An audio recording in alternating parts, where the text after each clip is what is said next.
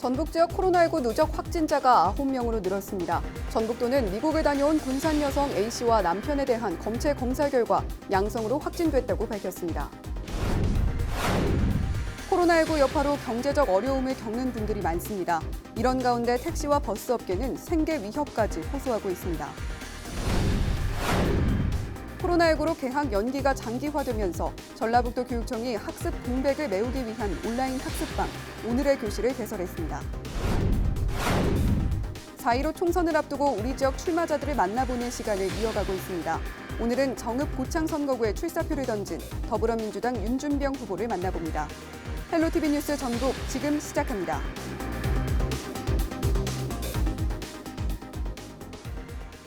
여러분 안녕하십니까? 헬로티비 뉴스 전북입니다. 전북에서 코로나19 확진자가 2주일 만에 추가로 2명 발생했습니다.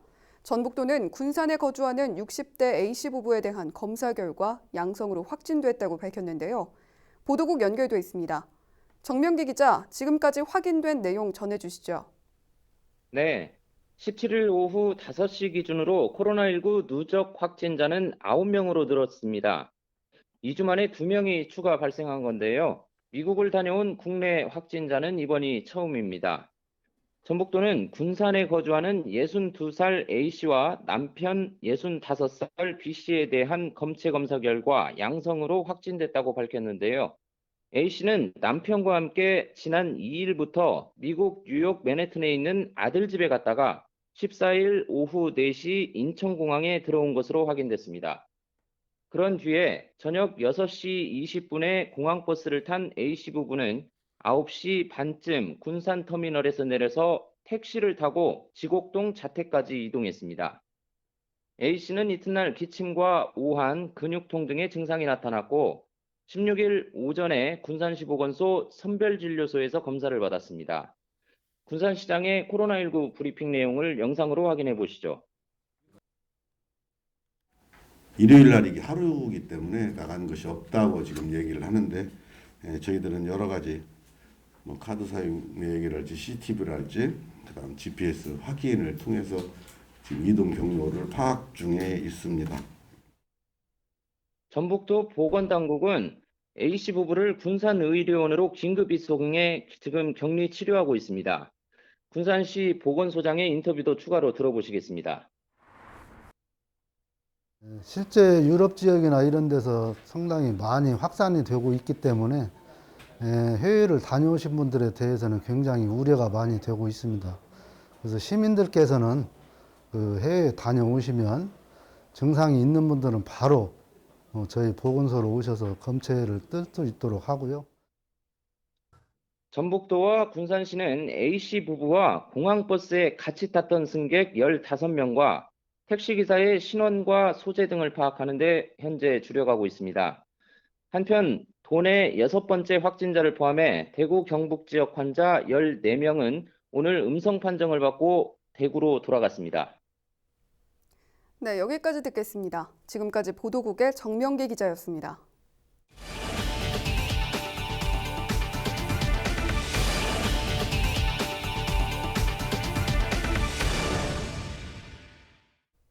코로나19 여파로 경제적 어려움을 겪는 분들이 많아지고 있는데요.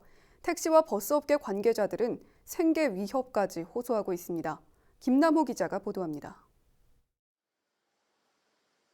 정읍에 있는 법인 택시업체 공동주차장입니다. 한창 운행이 되고 있어야 할 택시들이 주차장 가득히 들어서 있습니다. 코로나19 사태 이후 주민들의 야외활동 기피 현상과 관광객 감소 등으로 승객이 급감하면서 운행을 멈춘 택시들입니다. 매출은 한 80% 이상 되고 한 20%도 되지 않고 또 자동차가 운행이 돼도 손님이 없어서 모든 아침이나 저녁이나 보면은 현재 차를 세워놓고 있는 그런 상황이에요. 너무나 타격이 크죠.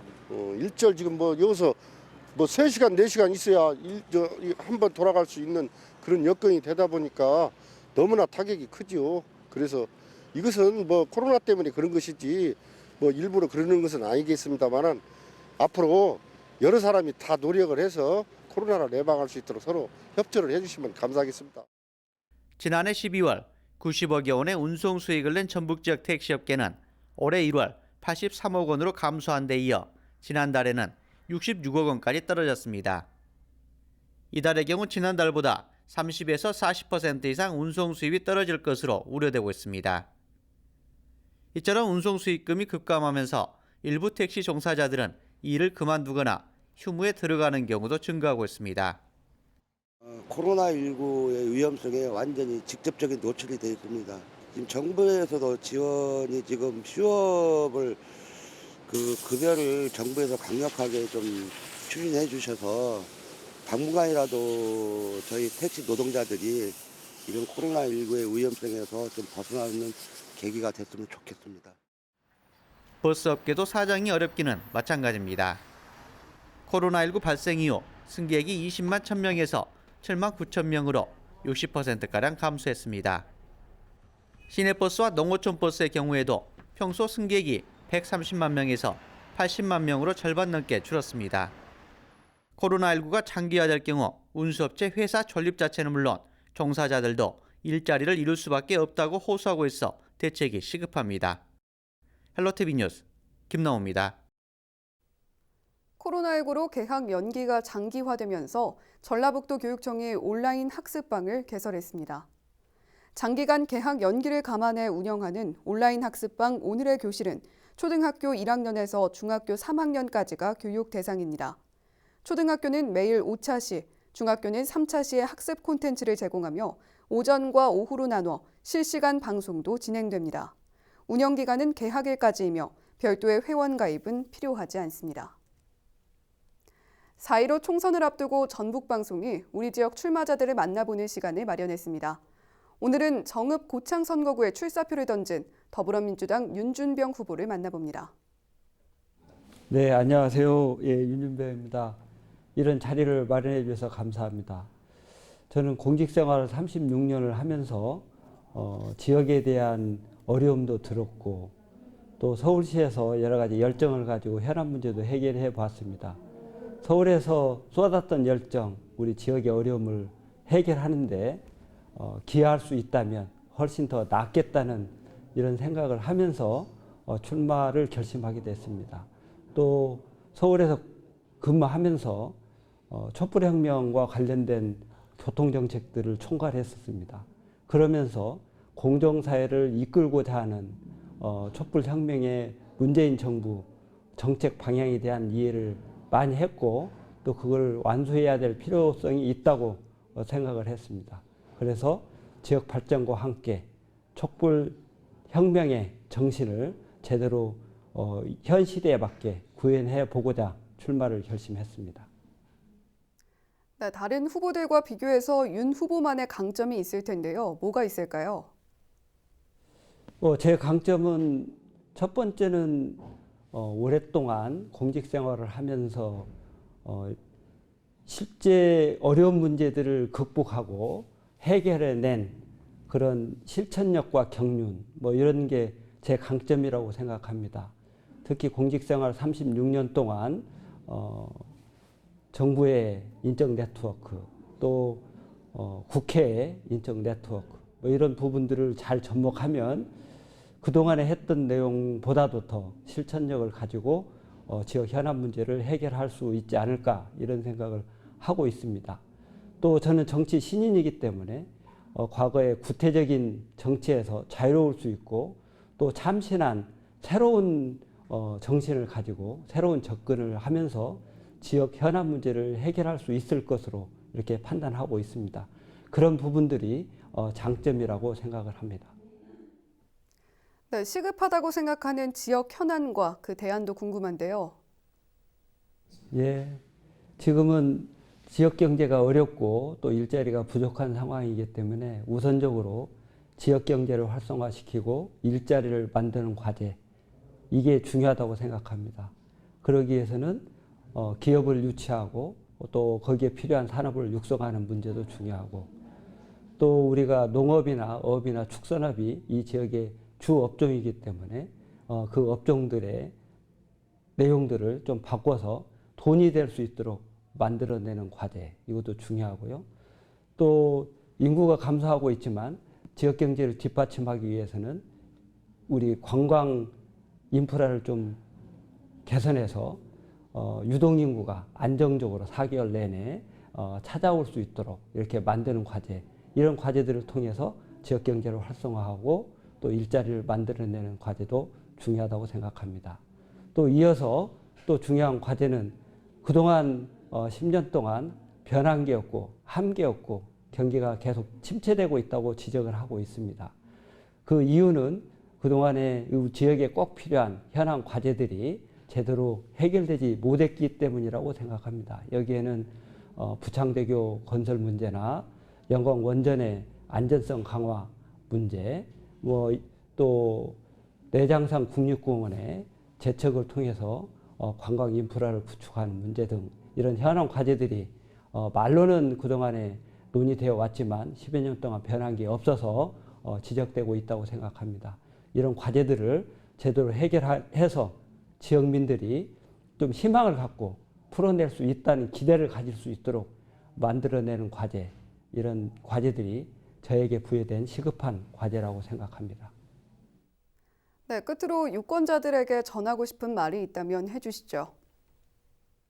우리 지역을 제대로 발전시키기 위해서는 열정과 경륜을 가진 인물이 필요합니다.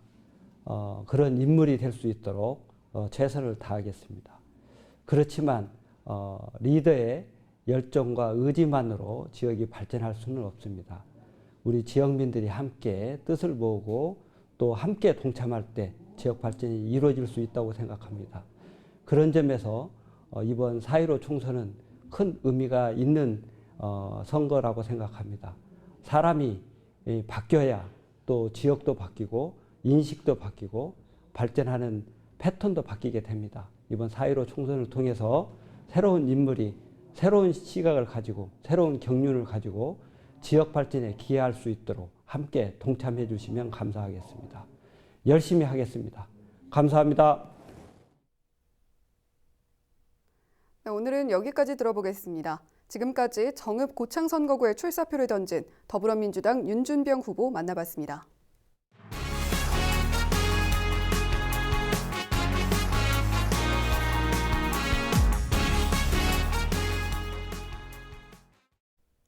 김제시는 지평선 제2산업단지 타당성 조사 용역 착수 보고회를 가졌다고 밝혔습니다. 지난 13일 용역 수행기관은 추진 방향과 주요 내용, 추진 일정 등을 관련 공무원과 시의원 등에게 설명하고 의견을 나눴습니다. 김제시는 최적의 산업단지 계획을 위해 타당성 조사 등을 거쳐 조성 위치와 개발 방향, 규모 등을 도출한다는 방침입니다.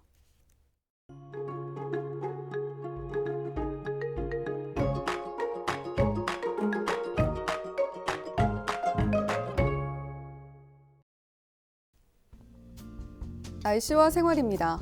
수요일 전북 지역 맑겠는데요. 낮에는 기온이 15도 이상으로 오르는 가운데 일교차도 크겠습니다. 수요일 아침 최저 기온은 영하 1도, 낮 최고 기온은 18도를 보이겠습니다. 자세한 우리 지역 날씨입니다. 아침 최저 기온은 임실이 영하 1도, 부안과 남원, 순창, 정읍은 1도, 김제와 고창은 2도를 나타내겠습니다. 한낮 기온은 김제와 부안, 임실, 정읍이 17도, 남원과 순창, 고창은 18도까지 오르겠습니다. 다음으로 생활지수입니다. 수요일 전북 지역은 맑겠습니다. 밀린 빨래가 있다면 하셔도 좋겠고요. 세차 효과도 좋습니다. 일교차가 크긴 하지만 기온이 낮지 않아 난방은 필요 없겠습니다. 이어서 주간 날씨 살펴봅니다. 기압골의 영향으로 목요일에는 비가 오겠는데요. 기온은 평년보다 높은 가운데 내륙을 중심으로는 일교차가 10도 이상으로 크겠습니다. 이어서 우리 지역 바다 날씨 살펴봅니다. 전북 북부 해상과 전북 남부 해상 모두 맑겠는데요. 바다의 물결은 전북 북부와 남부 해상 모두 0.5m에서 1m로 일겠습니다. 지금까지 날씨 전해드렸습니다. 헬로티비 뉴스 전북, 오늘 저희가 준비한 소식은 여기까지입니다. 저희는 언제나 지역 주민 여러분 곁에 있겠습니다. 함께해 주신 여러분 고맙습니다.